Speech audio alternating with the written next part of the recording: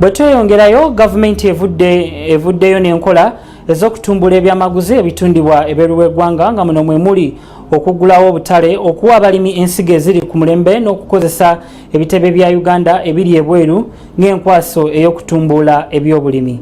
Ebisingawo omusasi waffe Grace kabitutuuseeko.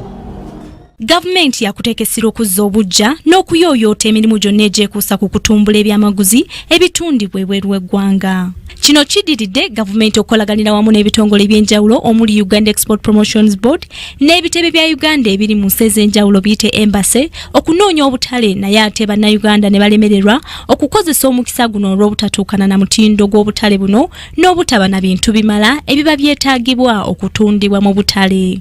Akulira akakiiko ka Uganda Export Promotions Board eri Twineyo ategeezezza nti kati waliwo entegeka ey'okufunira abalimi ensigo entuufu ezituukana n'omutindo ogwetaagibwa mu butale buno nga kw'otadde n'okubasomesa okusobola okutunda ebyamaguzi nga tewali kutaataaganyizibwa. Ensigo bwe tuzibawa ne bazitwaza mu ngeri ennungi, bagizirimye obulungi, bazirabiridde obulungi, bazinoze obulungi, bazikungudde obulungi.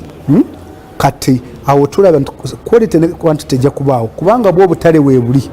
Kati ekiba kiddako gavumenti nga Export Promotion Board ne agencies endala kuyingira mu butale ne babagamba tulina bino ebintu tusuubira kuweza ebintu bino tubiyingiza tutya. Gavumenti era kati ekozesa ebitebe byayo mu nsi ez'ebweru n'ababaka ba gavumenti abali mu embassies ez'enjawulo okwongera okuteekawo enkolagana ez'obusuubuzi n'amawanga gye bakolera okusobozesa bannayuganda okubeera n'enkizo mu butale bw'ebintu eyo. Essira era lyakuteekebwa ku majaani nga ku luno siga kutundibwa ku nnyondo mu katale k'e Mombasa wabula bannayuganda bakuyingira ddala mu butale obugazi okusukka kaawo. But also we now are going out to look for direct markets. We are looking for direct markets in Sudan, in South Sudan, in DRC, in China, in Iran.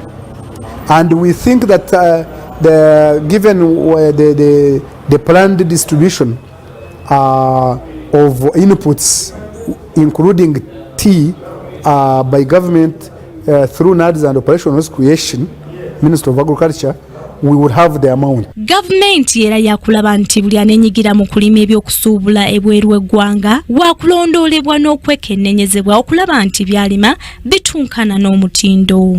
Kingdom TV, Nakalema Grace, amalindirire. This is Kingdom TV.